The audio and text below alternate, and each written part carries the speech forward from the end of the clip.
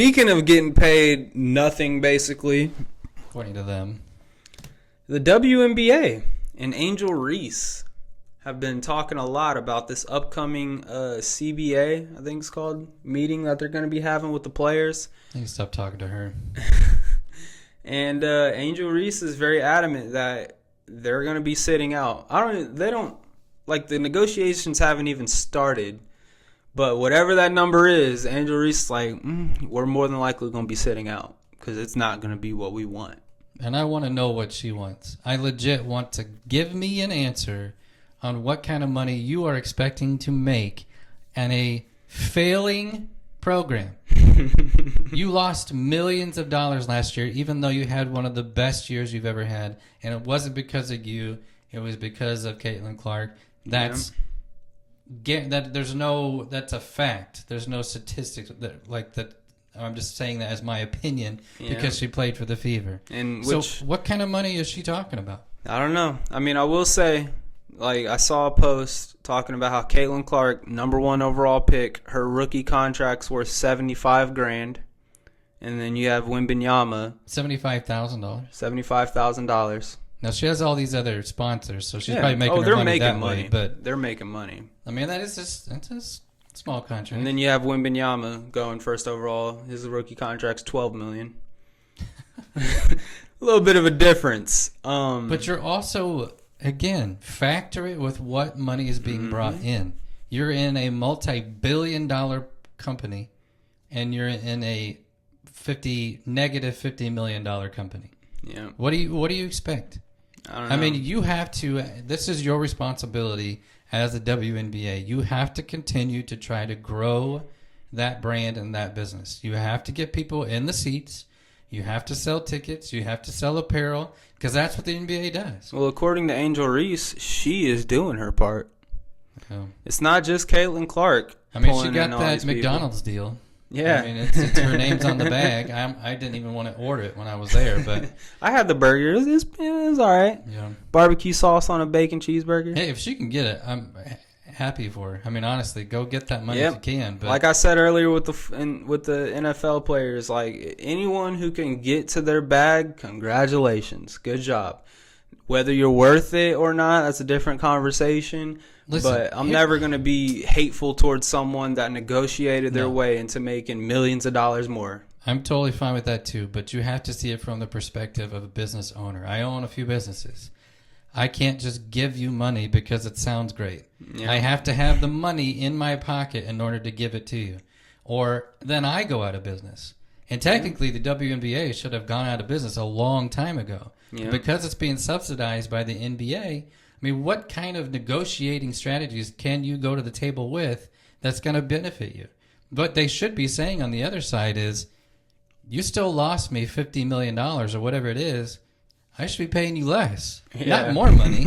I mean, that's what would happen in the real world. But because people are thinking about it on the sports financial sense, to the which way she's thinking, and I get it, you're not there yet. Again, go next year. Have a phenomenal year, bring more people in, make sure you're getting those TV contracts, make sure you're selling apparel, make appearances as many places as you can, get those other contractual deals with Nike or whoever you're trying to do business with, and grow that brand and see if you can get more people interested. But you also have to raise the quality of standard of basketball. Because I'm not just going to watch because you want me to watch. It has to be entertaining for me to watch. Yep, which Caitlin Clark is entertaining. I've watched, and that's why people went to see her. Yep, and there's some hoopers in college right now. Only one that I know their name of is Juju Watkins, plays for USC. Yep, she's pretty good. She was in a State Farm commercial. Yeah. And that's the thing. They are getting paid with these endorsements and stuff, but they want to get paid from... and that's the same with the NBA. They're getting paid from the NBA. They also have these fat endorsement deals. A lot of them. And so, I mean, I'm not going to prey on the downfall of anyone, but logically, I want this to be the first time in sports history that I can think of where whenever these players go on strike and refuse to play ball because they're not getting paid enough, I want to see the WNBA just say, all right, bye. Well, go find somebody else. Go to the 3-on-3 league. We're going to pull in because I don't pay attention enough to college basketball, or girls college basketball, I should say, to be able to say this. But I guarantee you, what Angel Reese is doing over with the Chicago Sky, you could probably find at least 3 or 4 more players doing over in college basketball that could come in and fill her spot. Or more. And how many of these girls out there are just grateful to even have an opportunity to be on the WNBA stage? Because obviously you're not getting paid the money, but you're getting the endorsement deals from your name and likeness being out there. Yeah. There's so many girls that come out of college basketball that have to move overseas in order to just keep playing basketball. Yep. And I'll be honest with you, I wouldn't want to be the president of the WNBA because you had a pretty solid year last year. I mean, there was a lot more tickets sold than ever. You had more TV contracts than you've ever had before, more apparel than ever before. But now you have to not only replicate that, you have to grow that the following year. And you had this hype of several people coming into the league that raised that interest, I guess, from the fans. You don't really have that now. Yeah. So are people still going to show up just because Caitlin Clark's coming to their city? Well, they saw her last year. So are they going to come this year? I mean, I don't know. Theoretically. You would hope so that that's the case. But again, you have to do a better job of marketing your program to make it, again, and it's all about the quality of the ball. How the basketball is being played is what's going to gauge that interest. And again, you gained a lot of fans last year, but you're going to have to maintain those and you're going to have to grow it. So I don't envy that president one bit because that's going to be a tough job. I mean, I think of it like I don't like to compare it, but I almost want to compare it to like the UFC, where when it comes to the UFC, like that's the best in the world fighting. Yeah. And you tune in to watch the UFC, but then you have other programs or other like companies like Pride, which they have fights going on too. Yeah. But they're not top level fighters. It could still be a good fight. Yeah. It could still be 2 average people could put on a really good show. Yeah. But it's not going to be the highest level versus the highest level. Well, they might be phenomenal fighters, but how much promotion do you ever see of that program?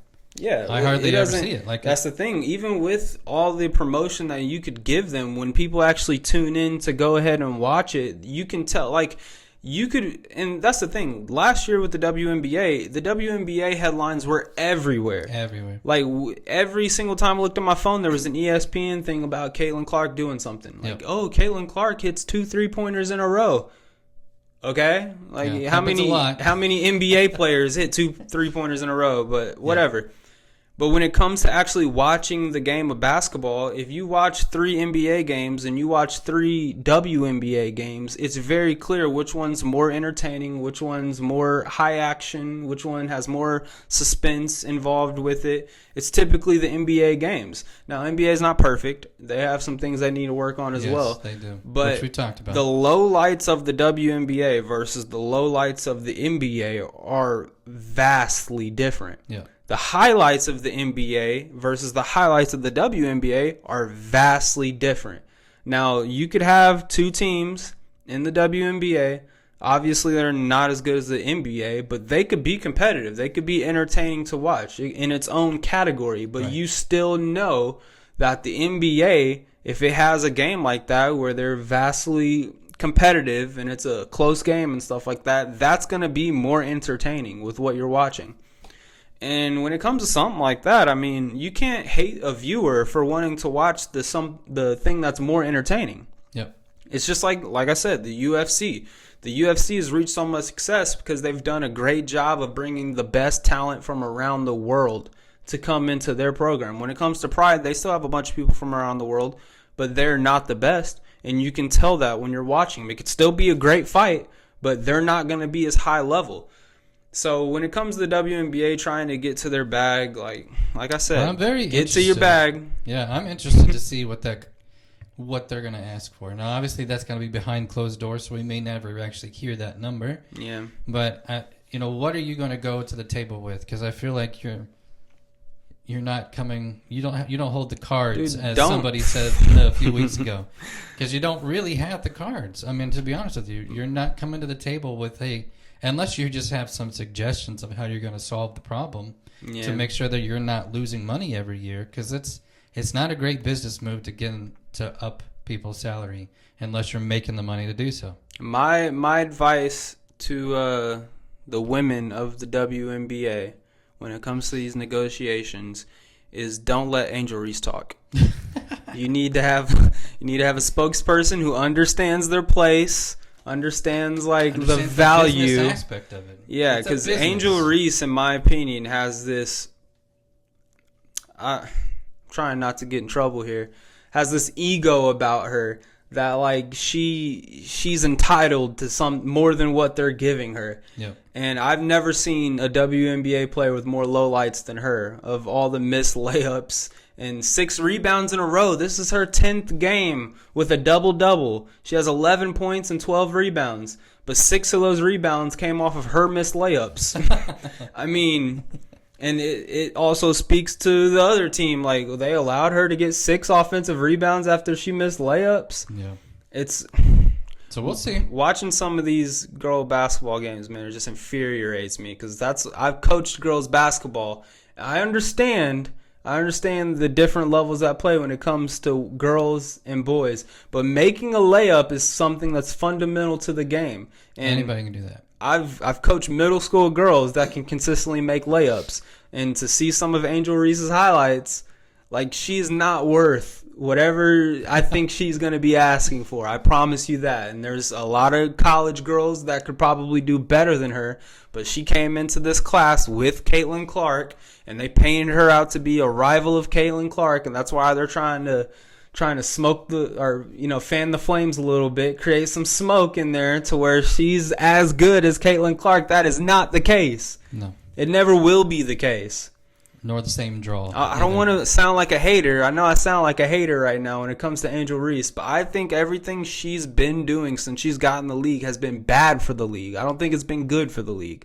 Her rivalry wasn't even really created by her. It was created by ESPN. Yep. It was created by all these people. Ever since Caitlin Clark with Iowa took on LSU, that's when they yep, and that little ring point right there. They're like, oh, we found it. A white girl playing for Iowa versus the black girl playing for LSU. One's going to Chicago, one's going to Indiana. We're going to bring that same energy from college to the WNBA. That's why we have to draft her. Didn't really translate. They tried to make it translate. Yeah. They really tried.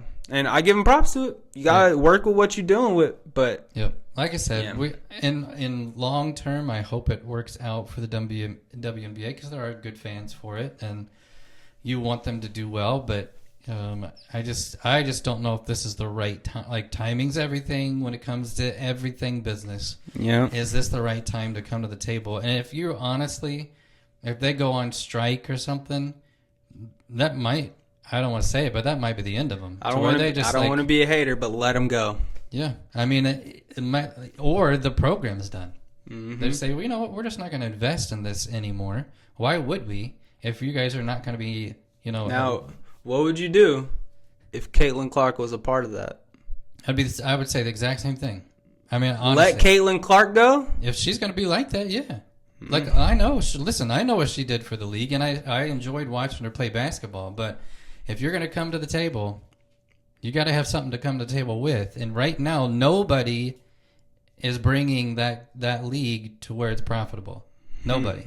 And that's the part that has to change. And unless you're going to come to the table with solutions instead of, hey, I need more money, I wouldn't listen to you. Because it's not the same type of talks that you have with the other leagues when they had their strikes. When the NBA had their strike way back in baseball's done it 2006 or something like that, where even Kobe Bryant was involved with it, and the whole talks behind that was, hey, you guys are making all of this money and you're not paying us our fair share of it. That was the talk of the strikes. That is not the same conversation happening with the WNBA. No. And that's what I'm saying. I don't even know what they're gonna have. What are they gonna talk about? We deserve better benefits. All right, we'll get you dental care. That's fine. We want what is it called? Parental leave after we have our children. We want to have a year paid salary after that. Yeah, I don't know about that. I don't know, man, but it's kind of a mess over there. And I think they need to tread lightly, man, because they're just now starting to get a little bit of juice. If they bite off more than the food that they're being given so far, they could lose it. That's what I'm saying. Like, if they lose, instead of 50, as it was last year, they lose 75 million next year because they paid all these players. What's that going to do to the league? You're going to bankrupt the league, and that's what should happen because that's how business works. NBA just needs to buy them in and start throwing some of their cheddar towards the women. I mean, that's kind of what they're doing now. Isn't that against what this society so far is like? We don't need men. We don't need men to be helping us. We're not talking about that.